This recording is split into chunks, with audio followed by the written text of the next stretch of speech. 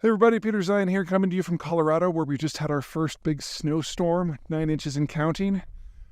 Today, considering the weather, I figured it was a great time to talk about what the Russians call the 4Cs problem.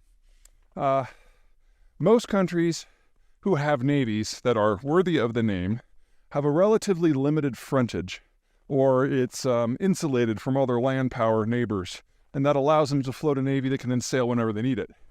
In the case of some countries like the United States, we have two big ocean fronts, a big chunk of land in between, and so it was an imperative early in the American Republic around 1900 to build the Panama Canal so that ships could go back and forth, and you could combine your two navies into a single one for a mailed fist. To a degree, the French have to do the same thing, but they can't do a canal. They have to sail around the Iberian Peninsula. And that means that countries like the United Kingdom or Japan, being island nations, are always going to do fairly well on the water, not only because they don't have land borders to defend, but it's easy for them to combine all of their navies into a single force when they need it. The Russians have never had this option.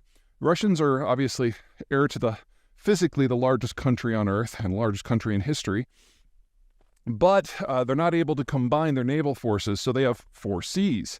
The Pacific, the Arctic, the Baltic, and the Black.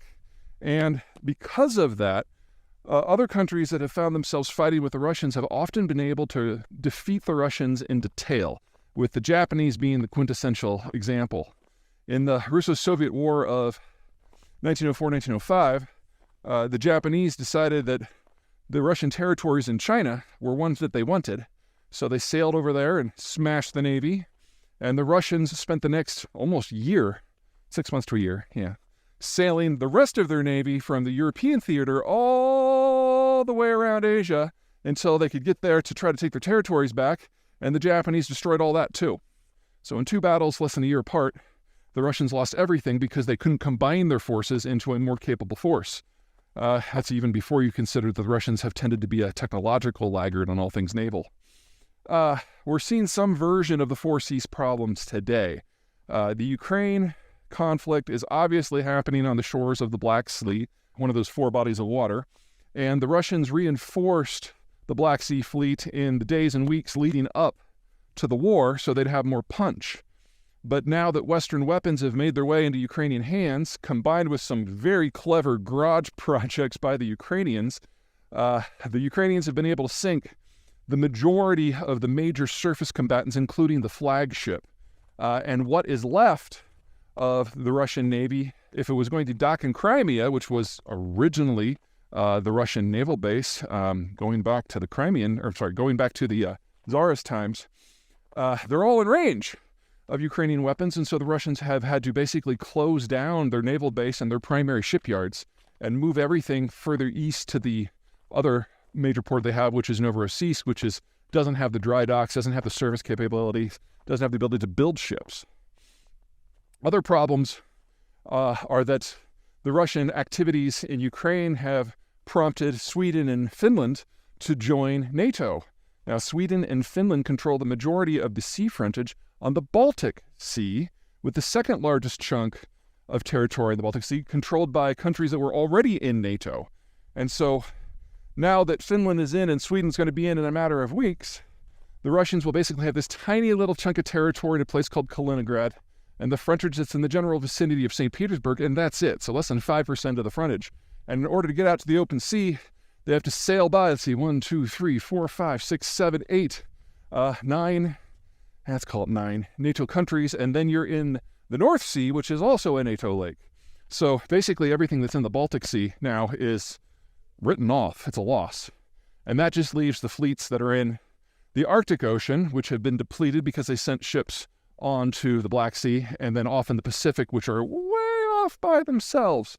So no matter how the Ukraine war goes at this point, Russia has functionally ceased to be a naval power at all. The question is whether ego will allow them to accept that fact. And honestly, the more money that the Russians throw at naval projects that they're not very good at, in order to base them at bases that they can't defend and that can't reinforce one another, I think the better, because every ruble that they use for that is a ruble that is not being used to build a tank or kill a Ukrainian. So, I say bring it on. Anyway, what this means is we're looking at this entire space, seeing a change in military statistics and military strategy, because the Russians today are one of the countries on the planet that is most dependent upon naval shipments for their economy. Russian industry is not all that, and they depend upon those oceans for getting their oil and their liquefied natural gas and their aluminum and on and on and on to market.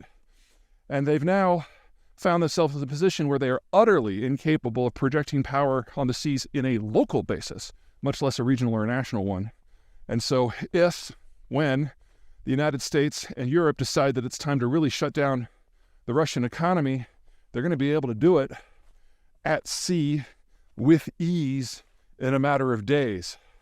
So we're only in the early stages of this war, not simply from a military point of view, but from an economic point of view too.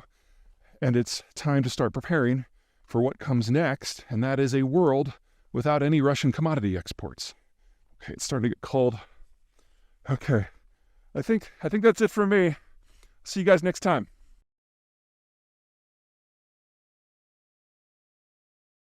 Hey everybody, Peter Zeihan here, coming to you from Lost Canyon in Colorado. Today we're going to talk about what's going on with the Hamas situation. And the very, very, very short version is that this is a Hamas-Israeli fight, and no one else is going to get involved. The big players have all now kind of made their announcements either by action or inaction. Let's start with the most important one, and the only one who could really change the direction of the conflict, and that's Egypt.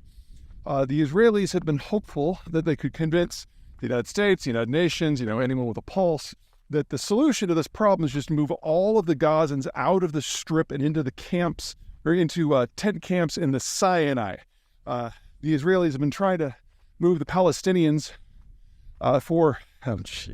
it's 1948 if you want to be completely honest about it, but certainly since 1973. Needless to say, there was no acceptance of that. The Egyptians were the ones who gave the most vociferous objection. In fact, the Egyptians really are broadly against even sending aid into the Gaza. People forget that the Egyptians used to control Gaza between 1948 and 1973, and no one had a good time. And the only way that the Egyptians would like to see the Palestinians cross into Egyptian territories in coffins, or preferably trucks full of bodies. So there's going to be no assistance there. The second one, the country, or the faction that a lot of people were worried about, is Hezbollah.